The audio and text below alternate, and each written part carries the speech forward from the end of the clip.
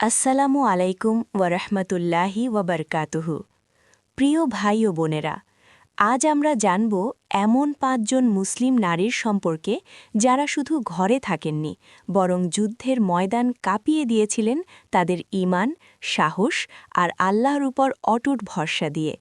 এই গল্পগুলো শুধু ইতিহাস নয়, এই গল্পগুলো হল ঈমানের আগুন, যে আগুন ভয়কে পুড়িয়ে দেয়, দুর্বলতাকে শক্তিতে রূপান্তর করে আর প্রমাণ করে আল্লাহর উপর ভরসা থাকলে একজন নারীও হতে পারেন এক অদম্য শক্তি। চলুন শুরু করি। ১. উহুদের শেরনি, নুসাইবা বিনতে কাব রাদিয়াল্লাহু আনহা। ইসলামের ইতিহাসে এমন কিছু নারী আছেন যাদের সাহস দেখে আজও পৃথিবী বিস্মিত হয়। তাদের একজন হলেন নুসাইবা বিনতে কাব রাদিয়াল্লাহু আনহা, যিনি পরিচিত উহুদের শেরনি নামে। তিনি শুধু একজন নারী ছিলেন না, তিনি ছিলেন ইসলামের এক সাহসী সৈনিক, রাসূলুল্লাহ সাল্লাল্লাহু আলাইহি ওয়াসাল্লামের একজন রক্ষক এবং ঈমানের এক জীবন্ত উদাহরণ। নুসাইবা রাদিয়াল্লাহু আনহা কে ছিলেন? নুসাইবা বিনতে কাব রাদিয়াল্লাহু আনহা ছিলেন মদিনার আনসার সাহাবিয়া। তার উপাধি ছিল উম্মে আম্মারা। তিনি ছোটবেলা থেকেই ছিলেন সাহসী, দৃঢ় ঈমানের অধিকারী। যখন ইসলাম মদিনায় ছড়িয়ে পড়ছিল, তিনি এবং তার পরিবার প্রথম দিকেই ইসলাম গ্রহণ করেন। তিনি শুধু ইসলাম গ্রহণই করেননি, বরং তিনি প্রতিজ্ঞা করেছিলেন তিনি তার জীবন দিয়ে হলেও রাসূলুল্লাহ সাল্লাল্লাহু আলাইহি ওয়াসাল্লামকে রক্ষা করবেন। আকাবার বাইয়াতে তার প্রতিজ্ঞা। দ্বিতীয় আকাবার বাইয়াতের সময় নুসাইবা রাদিয়াল্লাহু আনহা ছিলেন সেই অল্প কয়েকজন নারীর মধ্যে একজন যারা রাসূলুল্লাহ সাল্লাল্লাহু আলাইহি ওয়াসাল্লামের হাতে বাইয়াত করেছিলেন। তিনি প্রতিজ্ঞা করেছিলেন, আমরা আপনাকে রক্ষা করব যেভাবে আমরা আমাদের নিজেদের পরিবারকে রক্ষা করি। এই প্রতিজ্ঞা তিনি শুধু মুখে বলেননি, তিনি তা বাস্তবে প্রমাণ করেছিলেন উহুদের রক্তক্ষয়ী যুদ্ধে। উহুদের যুদ্ধ, যখন তিনি হয়ে উঠলেন শেরনি। উহুদের যুদ্ধ শুরু হলে নুসাইবা রাদিয়াল্লাহু আনহা প্রথমে পানি সরবরাহ এবং আহতদের সেবা করছিলেন, কিন্তু হঠাৎ পরিস্থিতি বদলে গেল। মুসলিমদের একটি দল যখন অবস্থান ছেড়ে দিল, শত্রুরা হঠাৎ পিছন থেকে আক্রমণ করল। চারদিকে বিশৃঙ্খলা শুরু হল। এই ভয়াবহ মুহূর্তে নুসাইবা রাদিয়াল্লাহু দেখলেন রাসূলুল্লাহ শত্রুদের মাঝে প্রায় একা হয়ে গেছেন। তখন তিনি কোনো দ্বিধা না করে এক হাতে তলোয়ার, আরেক হাতে ঢাল তুলে নিলেন এবং তিনি দৌড়ে গেলেন রাসূলুল্লাহ সাল্লাল্লাহু আলাইহি ওয়াসাল্লামকে রক্ষা করতে। নুসাইবা রাদিয়াল্লাহু আনহা রাসূলুল্লাহ সাল্লাল্লাহু আলাইহি ওয়াসাল্লামের সামনে ঢাল হয়ে দাঁড়িয়ে গেলেন। যখনই কোনো শত্রু রাসূল সাল্লাল্লাহু আলাইহি ওয়াসাল্লামের দিকে এগিয়ে আসত, তিনি তলোয়ার দিয়ে প্রতিহত করতেন। তিনি একের পর এক আঘাত সহ্য করছিলেন। তার শরীরে 12টিরও বেশি গভীর ক্ষত হয়েছিল। তার একটি ক্ষত এতটাই গভীর ছিল যার চিকিৎসা করতে 1 বছর সময় লেগেছিল। তবুও তিনি যুদ্ধক্ষেত্র ছাড়েননি। রাসূলুল্লাহ তার সাহস দেখে বলেছিলেন, আমি যেদিকেই তাকিয়েছি, ডানে বা বামে, নুসাইবা বিনতে কাবকে দেখেছি, তিনি আমার জন্য যুদ্ধ করছেন। ইবনে সাদ তাবাকাত। এটি ছিল একজন নারীর জন্য রাসূল সাল্লাল্লাহু আলাইহি ওয়াসাল্লামের পক্ষ থেকে সর্বোচ্চ সম্মান। নুসাইবা রাদিয়াল্লাহু আনহা শুধু নিজেই সাহসী ছিলেন না, তার সন্তানরাও ছিলেন সাহসী। উহুদের যুদ্ধে তার সন্তান আহত হলে তিনি তার ক্ষত বেঁধে দিয়ে বললেন, উঠে দাঁড়াও আর রাসূলুল্লাহ সাল্লাল্লাহু আলাইহি ওয়াসাল্লামের জন্য যুদ্ধ করো। একজন মা হয়েও তিনি ইসলামের জন্য তার সন্তানকে উৎসাহ দিয়েছিলেন। মুসাইলামা কাজ্জাবের বিরুদ্ধে যুদ্ধ। রাসূলুল্লাহ সাল্লাল্লাহু আলাইহি ওয়াসাল্লামের ইন্তেকালের পর যখন মিথ্যাবাদী মুসাইলামা বিদ্রোহ করল, নুসাইবা রাদিয়াল্লাহু আনহা আবার যুদ্ধক্ষেত্রে গেলেন। এই যুদ্ধে তার একটি হাত কেটে যায়। তবুও তিনি পিছিয়ে যাননি। তার সাহস ইতিহাসে চির অমর হয়ে আছে। নুসাইবা রাদিয়াল্লাহু আনহা আমাদের শেখান একজন নারীও হতে পারেন ইসলামের বীর সৈনিক। ঈমান থাকলে ভয়কে জয় করা সম্ভব। আল্লাহর পথে ত্যাগ কখনো বৃথা যায় না। তিনি ছিলেন একজন মা, একজন সাহাবিয়া এবং ইসলামের এক অমর বীর। 2. খাওলা বিনতে আল আজওয়ার রাদিয়াল্লাহু আনহা। ইসলামের ইতিহাসের এক অসাধারণ নারী, যিনি ছিলেন সাহসের প্রতীক। যিনি ছিলেন শত্রুদের আতঙ্ক, যার পরিচয় দীর্ঘ সময় পর্যন্ত কেউ জানতেই পারেনি। তিনি হলেন খাওলা বিনতে আল আজওয়ার রাদিয়াল্লাহু আনহা, ইসলামের ইতিহাসের সেই মুখোশধারী রহস্যময় নারী যোদ্ধা, যিনি যুদ্ধের ময়দান কাঁপিয়ে দিয়েছিলেন। খাওলা রাদিয়াল্লাহু আনহাইর পরিচয়। খাওলা রাদিয়াল্লাহু আনহা ছিলেন একজন সাহাবিয়া। তিনি ছিলেন বিখ্যাত সাহাবী দিরার বিন আল আজওয়ার রাদিয়াল্লাহু আনহার বোন। দিরার রাদিয়াল্লাহু আনহা ছিলেন ইসলামের একজন সাহসী যোদ্ধা, আর তার বোন খাওলা রাদিয়াল্লাহু আনহা ছিলেন তার থেকেও কম সাহসী নন।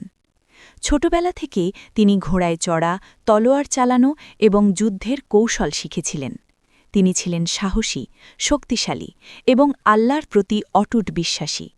তার অন্তরে ছিল ইসলামের জন্য জীবন উৎসর্গ করার দৃঢ় সংকল্প। যুদ্ধের সেই ভয়ঙ্কর দিন। একদিন মুসলিম ও রোমান সৈন্যদের মধ্যে ভয়ঙ্কর যুদ্ধ শুরু হয়। এই যুদ্ধটি ছিল অত্যন্ত কঠিন। যুদ্ধের সময় রোমান সৈন্যরা খাওলার ভাই দিরার বিন আল আজওয়ার রাদিয়াল্লাহু আনহাকে বন্দী করে নিয়ে যায়। এই খবর শুনে খাওলার হৃদয় আগুনের মতো জ্বলে ওঠে। তিনি সিদ্ধান্ত নিলেন তিনি তার ভাইকে মুক্ত করবেন, যদিও এর জন্য নিজের জীবন দিতে হয়। খাওলা রাদিয়াল্লাহু আনহা একটি কালো পোশাক পরলেন, মুখ ঢেকে নিলেন একটি মুখোশ দিয়ে। কেউ যেন বুঝতে না পারে তিনি একজন নারী। তারপর তিনি ঘোড়ায় চড়ে তলোয়ার হাতে যুদ্ধের ময়দানে প্রবেশ করলেন। তিনি এমন সাহসের সাথে যুদ্ধ করছিলেন যেন তিনি একজন অভিজ্ঞ পুরুষ যোদ্ধা। তিনি একের পর এক শত্রুকে পরাজিত করছিলেন। তার আঘাতে শত্রুরা ভীত হয়ে পড়ে। খালিদ বিন ওয়ালিদ রাদিয়াল্লাহু আনহায়ের বিস্ময়। মুসলিম বাহিনীর প্রধান সেনাপতি ছিলেন খালিদ বিন ওয়ালিদ রাদিয়াল্লাহু আনহা। তিনি লক্ষ্য করলেন একজন মুখোশধারী যোদ্ধা অসাধারণ সাহসিকতার সাথে যুদ্ধ করছে। তিনি অবাক হয়ে গেলেন। তিনি ভাবলেন, এই সাহসী যোদ্ধা কে? তিনি তার কাছে গিয়ে জিজ্ঞাসা করলেন, হে সাহসী যোদ্ধা, তুমি কে? তখন সেই যোদ্ধা মুখোশ খুললেন। সবাই অবাক হয়ে গেল, কারণ তিনি ছিলেন একজন নারী। তিনি ছিলেন খাওলা বিনতে আল আজওয়ার রাদিয়াল্লাহু আনহা। ভাইকে মুক্ত করার অসাধারণ ঘটনা। খাওলা রাদিয়াল্লাহু আনহা শুধু যুদ্ধই করেননি, তিনি শত্রুদের ঘাঁটিতে প্রবেশ করে তার ভাইকে মুক্ত করার চেষ্টা করেছিলেন। তিনি শত্রুদের ওপর এমন আক্রমণ চালান যা দেখে শত্রুরা ভীত হয়ে যায়। তার সাহস দেখে মুসলিম সৈন্যরাও নতুন উদ্দীপনা পায়। অবশেষে মুসলিম বাহিনী বিজয় লাভ করে এবং তার ভাই মুক্তি পান। খাওলা রাদিয়াল্লাহু আনহায়ের সাহস থেকে আমাদের শিক্ষা। খাওলা রাদিয়াল্লাহু আনহা আমাদের শিখিয়েছেন, নারী দুর্বল নয়।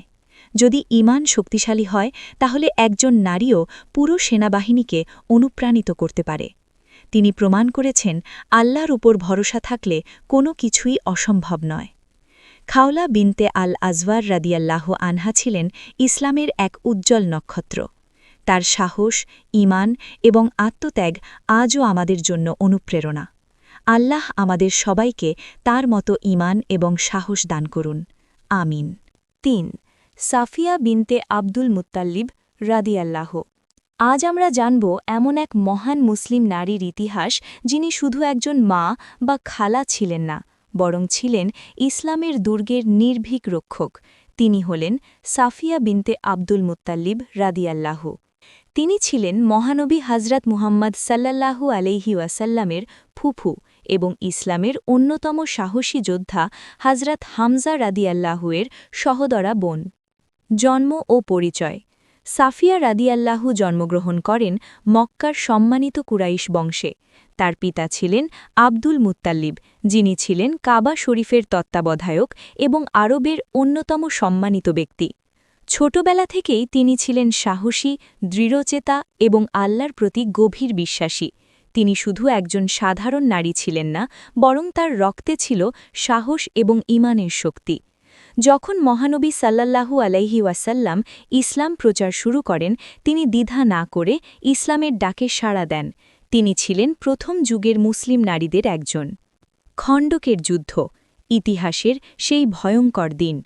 পঞ্চম হিজরিতে সংঘটিত হয় খণ্ডকের যুদ্ধ বা ব্যাটল অব দ্য ট্রেঞ্চ। মদিনার চারপাশে খণ্ডক খনন করা হয়েছিল শত্রুদের আক্রমণ থেকে রক্ষা পাবার জন্য। এই সময়ে মুসলিম পুরুষরা যুদ্ধের ময়দানে ব্যস্ত ছিলেন, আর নারী ও শিশুদের নিরাপত্তার জন্য রাখা হয়েছিল একটি দুর্গে। সেই দুর্গেই ছিলেন সাফিয়া রাদিয়াল্লাহু। শত্রুর গুপ্তচরের আগমন। একদিন হঠাৎ একজন ইহুদি গুপ্তচর দুর্গের কাছে এসে ঘোরাঘুরি করতে থাকে। সে খুঁজছিল দুর্বলতা, যেন সে জানতে পারে দুর্গে শুধু নারী ও শিশু আছে কিনা। দুর্গে থাকা মুসলিম নারীরা ভয়ে আতঙ্কিত হয়ে পড়লেন, কারণ যদি শত্রুরা জানতে পারে এখানে কোনো পুরুষ নেই তাহলে তারা সহজেই আক্রমণ করবে। কিন্তু এই ভয়ের মাঝেও একজন নারী ছিলেন সম্পূর্ণ শান্ত এবং দৃঢ়। তিনি ছিলেন সাফিয়া রাদিয়াল্লাহু। সাফিয়া রাদিয়াল্লাহুর সাহসিকতার সেই অবিশ্বাস্য মুহূর্ত। সাফিয়া রাদিয়াল্লাহু বুঝতে পারলেন, যদি এই গুপ্তচর ফিরে গিয়ে খবর দেয় তাহলে মুসলিম নারী ও শিশুদের জীবন বিপদের মুখে পড়বে। তিনি সঙ্গে সঙ্গে একটি লাঠি হাতে নিলেন। কোনো ভয় নয়, কোনো দ্বিধা নয়, তিনি একাই দুর্গ থেকে বেরিয়ে গেলেন। তারপর সেই গুপ্তচরের কাছে গিয়ে শক্তভাবে আঘাত করলেন। এক আঘাত, দুই আঘাত, অবশেষে সেই শত্রু গুপ্তচর নিহত হল। ইসলামের ইতিহাসে এক অনন্য সাহস। এই ঘটনাটি ইসলামের ইতিহাসে এক অসাধারণ উদাহরণ। একজন নারী একাই পুরো দুর্গের নিরাপত্তা নিশ্চিত করলেন। যেখানে অনেকেই ভয়ে কাঁপছিল সেখানে তিনি দাঁড়ালেন সাহসের প্রতীক হয়ে।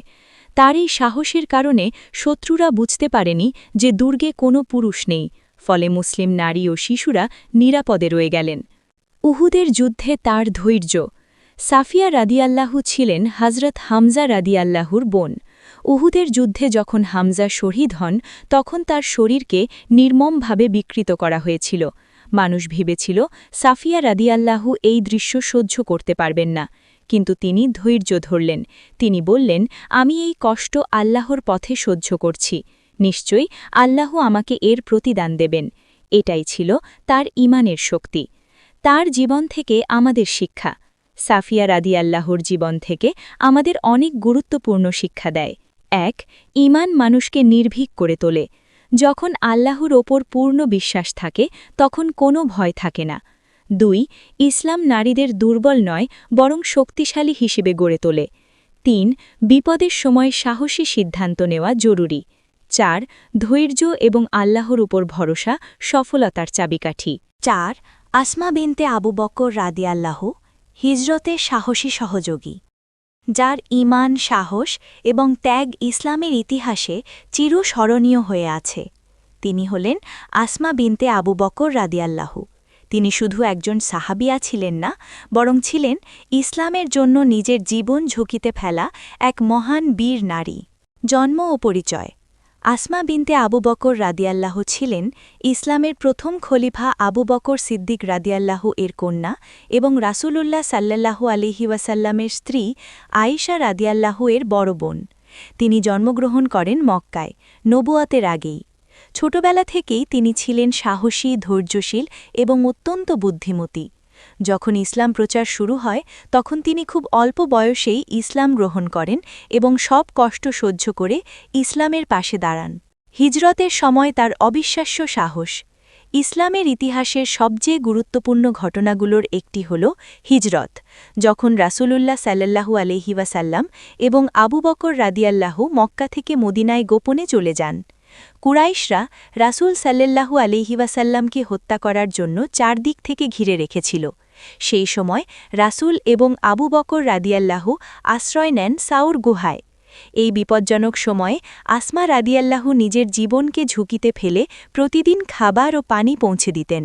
ভাবুন, চারদিকে শত্রু, ধরা পড়লে মৃত্যু নিশ্চিত, তবুও তিনি ভয় পাননি। তিনি রাতে অন্ধকারে পাহাড়ের দুর্গম পথ পাড়ি দিয়ে গুহায় পৌঁছাতেন, যেন কেউ বুঝতে না পারে। জাক্তর নেতা কাইন, 2 বেল্টধারী নারী। একদিন খাবার বেঁধে নিয়ে যাওয়ার সময় তার কাছে কোনো দড়ি ছিল না। তখন তিনি নিজের কোমরের বেল্ট নিতাক ছিলে 2 ভাগ করেন। এক অংশ দিয়ে খাবার বেঁধে নেন আর অন্য অংশ দিয়ে নিজের কাপড় ঠিক করেন। এই ঘটনা দেখে রাসূলুল্লাহ সাল্লাল্লাহু আলাইহি ওয়াসাল্লাম তাকে একটি বিশেষ উপাধি দেন, জাত্তুন নিতাকাইন, অর্থাৎ 2 বেল্টধারী নারী। এটি ছিল তার ত্যাগ ও সাহসের সম্মাননা। আবু জহলের সামনে তার দৃঢ়তা। হিজরতের সময় কুরাইশরা জানতে পারে আবু বকর রাদিয়াল্লাহু রাসূলের সাথে চলে গেছেন। তারা আসমার কাছে আসে এবং জিজ্ঞাসা করে, তোমার বাবা কোথায়? আসমা রাদিয়াল্লাহু সত্য প্রকাশ করেননি। তখন ইসলাম বিদ্বেষী আবু জহল রাগে তার মুখে জোরে চড় মারে। তার কানের দুল ছিঁড়ে পড়ে যায়। কিন্তু তবুও তিনি রাসূল সাল্লাল্লাহু আলাইহি ওয়াসাল্লামের অবস্থান প্রকাশ করেননি। এটাই ছিল তার ঈমানের দৃঢ়তা, তার ধৈর্য ও ঈমানের শক্তি। আসমা রাদিয়াল্লাহু শুধু হিজরতের সময় সাহস দেখাননি, বরং তার পুরো জীবন ছিল ত্যাগ ও ধৈর্যের উদাহরণ। তার ছেলে ছিলেন বিখ্যাত সাহাবী আবদুল্লাহ ইবনে জুবায়ের রাদিয়াল্লাহু। যখন তার ছেলে শত্রুদের বিরুদ্ধে যুদ্ধ করছিলেন, তখন আসমা রাদিয়াল্লাহু তাকে বলেছিলেন, যদি তুমি সত্যের উপর থাকো তাহলে কখনো পিছিয়ে যেও না। এটাই একজন ঈমানদার মায়ের সাহস, দীর্ঘ জীবন ও মহান মৃত্যু। আসমা রাদিয়াল্লাহু প্রায় ১০০ বছর বেঁচেছিলেন। তার জীবনের শেষ সময়েও তার ঈমান, সাহস এবং ধৈর্য অটুট ছিল। তিনি ছিলেন ইসলামের ইতিহাসের এক উজ্জ্বল নক্ষত্র। 5. উম্মে সুলাইম রাদিয়াল্লাহু আনহা, যিনি শুধু একজন সাহাবিয়া নন, বরং ঈমানের দৃঢ়তা, ধৈর্য এবং সাহসের এক জীবন্ত উদাহরণ। তার আসল নাম ছিল রুমাইসা বিনতে মিলহান। তিনি ছিলেন মহান সাহাবী আনাস ইবনে মালিক রাদিয়াল্লাহু আনহুর মা। ইসলামের আলো গ্রহণ। উম্মে সুলাইম রাদিয়াল্লাহু আনহা ছিলেন মদিনার আনসারদের মধ্যে প্রথম দিকের একজন যিনি ইসলাম গ্রহণ করেন। কিন্তু তার স্বামী মালিক ইবনে নাদার তখনও ইসলাম গ্রহণ করেননি। যখন তিনি জানতে পারলেন তার স্ত্রী ইসলাম গ্রহণ করেছেন, তিনি প্রচণ্ড রাগান্বিত হলেন এবং বললেন, তুমি কি তোমার পূর্বপুরুষদের ধর্ম ত্যাগ করেছ? কিন্তু উম্মে সুলাইম রাদিয়াল্লাহু আনহা দৃঢ় কণ্ঠে বললেন, আমি সত্যকে গ্রহণ করেছি, আমি আল্লাহ এবং তার রাসূল সাল্লাল্লাহু আলাইহি ওয়াসাল্লামের ওপর ঈমান এনেছি। তার স্বামী ইসলাম গ্রহণ না করেই তাকে ছেড়ে চলে যান এবং পরে মৃত্যুবরণ করেন। এভাবেই উম্মে সুলাইম রাদিয়াল্লাহু আনহা একা হয়ে গেলেন, কিন্তু তিনি কখনও ঈমান থেকে পিছিয়ে যাননি। আবু তালহা রাদিয়াল্লাহু আনহুর সাথে বিয়ের ঘটনা। ঈমান ছিল মহর। তার সৌন্দর্য ও চরিত্রের কারণে অনেকেই তাকে বিয়ের প্রস্তাব দেন। তাদের মধ্যে একজন ছিলেন বিখ্যাত সাহাবী আবু তালহা রাদিয়াল্লাহু আনহু। কিন্তু তখন আবু তালহা রাদিয়াল্লাহু আনহু মুসলিম ছিলেন না।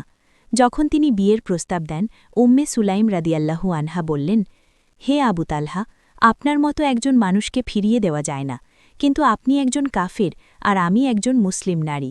যদি আপনি ইসলাম গ্রহণ করেন তাহলে সেটাই হবে আমার মহর। আমি আপনার কাছে অন্য কোনো মহর চাই না।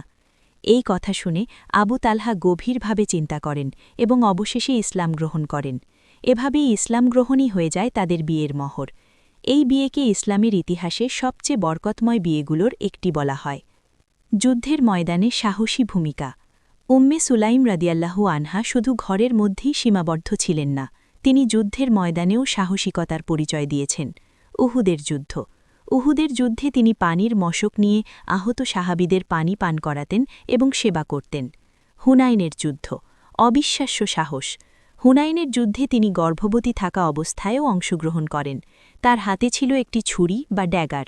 রাসূলুল্লাহ সাল্লাল্লাহু আলাইহি ওয়াসাল্লাম তাকে জিজ্ঞাসা করলেন, হে উম্মে সুলাইম, এই ছুরি কেন? তিনি বললেন, যদি কোনো কাফের আমার কাছে আসে, আমি তাকে এই ছুরি দিয়ে আঘাত করব। এই সাহস দেখে রাসূলুল্লাহ হাসলেন এবং তার সাহসের প্রশংসা করলেন। সন্তানের মৃত্যুর সময় ধৈর্যের অসাধারণ পরীক্ষা। উম্মে সুলাইম রাদিয়াল্লাহু আনহা এবং আবু তালহা রাদিয়াল্লাহু আনহুর একটি সন্তান অসুস্থ হয়ে মারা যায়। কিন্তু সেই সময় আবু তালহা রাদিয়াল্লাহু আনহু বাড়িতে ছিলেন না। যখন তিনি বাড়িতে ফিরে আসেন, উম্মে সুলাইম রাদিয়াল্লাহু আনহা ধৈর্যের সাথে বিষয়টি গোপন রাখেন, যাতে তিনি কষ্ট না পান। পরে সুন্দরভাবে বিষয়টি বুঝিয়ে দেন। এই ধৈর্য দেখে আবু তালহা মুগ্ধ হন। পরবর্তীতে রাসূলুল্লাহ সাল্লাল্লাহু আলাইহি ওয়াসাল্লাম তাদের জন্য দুয়া করেন এবং আল্লাহ তাদেরকে আরেক সন্তান দান করেন, যিনি বড় হয়ে একজন মহান আলেম হন। রাসূলুল্লাহ সাল্লাল্লাহু আলাইহি ওয়াসাল্লামের সাথে তার বিশেষ সম্পর্ক। উম্মে সুলাইম রাদিয়াল্লাহু আনহা ছিলেন রাসূলুল্লাহর অত্যন্ত প্রিয় একজন সাহাবিয়া। তিনি তার ছেলে আনাস ইবনে মালিক রাদিয়াল্লাহু আনহুকে ছোটবেলায় রাসূলুল্লাহ সাল্লাল্লাহু আলাইহি ওয়াসাল্লামের খেদমতে দিয়ে দেন। তিনি বলেছিলেন, হে আল্লাহর রাসূল, এটি আমার ছেলে আনাস, আমি তাকে আপনার খেদমতের জন্য উৎসর্গ করলাম। আনাস রাদিয়াল্লাহু আনহু ১০ বছর রাসূলুল্লাহ সাল্লাল্লাহু আলাইহি ওয়াসাল্লামের খেদমত করেন এবং অনেক হাদিস বর্ণনা করেন। জান্নাতের সুসংবাদ রসুলুল্লাহ সাল্লাল্লাহু আলহি ওয়াসাল্লাম একবার স্বপ্নে জান্নাতে প্রবেশ করেন এবং সেখানে উম্মে সুলাইম রাদিয়াল্লাহু আনহাকে দেখেন। এটি তার জন্য একটি বড় সম্মান এবং জান্নাতের সুসংবাদ। আমাদের জন্য শিক্ষণীয় বিষয় উম্মে সুলাইম রাদিয়াল্লাহু আনহার জীবন থেকে আমরা অনেক গুরুত্বপূর্ণ শিক্ষা পাই। ১. ঈমানের জন্য ত্যাগ করতে হবে। তিনি স্বামী হারিয়েছেন কিন্তু ঈমান হারাননি। ২. ঈমান সবচেয়ে বড় সম্পদ। তিনি বিয়ের মহর হিসাবে অর্থ নয়, ইসলাম চেয়েছেন। ৩. সাহসী হতে হবে। তিনি যুদ্ধের ময়দানেও সাহস দেখিয়েছেন। ৪. ধৈর্য রাখতে হবে। সন্তানের মৃত্যুতেও তিনি ধৈর্য ধরেছেন। ৫. সন্তানদের ইসলামের পথে গড়ে তুলতে হবে। তিনি তার সন্তানকে রাসূল সাল্লাল্লাহু আলহি ওয়াসাল্লামের খিদমতে দিয়েছেন। এই ৫ জন মুসলিম নারী প্রমাণ করেছেন ইসলাম নারীদের দুর্বল নয় বরং শক্তিশালী বানিয়েছে। তাদের ঈমান, সাহস এবং ত্যাগ আজও আমাদের অনুপ্রাণিত করে। ভিডিওটি ভালো লাগলে লাইক করুন, কমেন্টে লিখুন আল্লাহু আকবার, শেয়ার করুন। ইসলামিক সুন্দর অনুপ্রেরণামূলক ভিডিও পেতে সাবস্ক্রাইব করুন।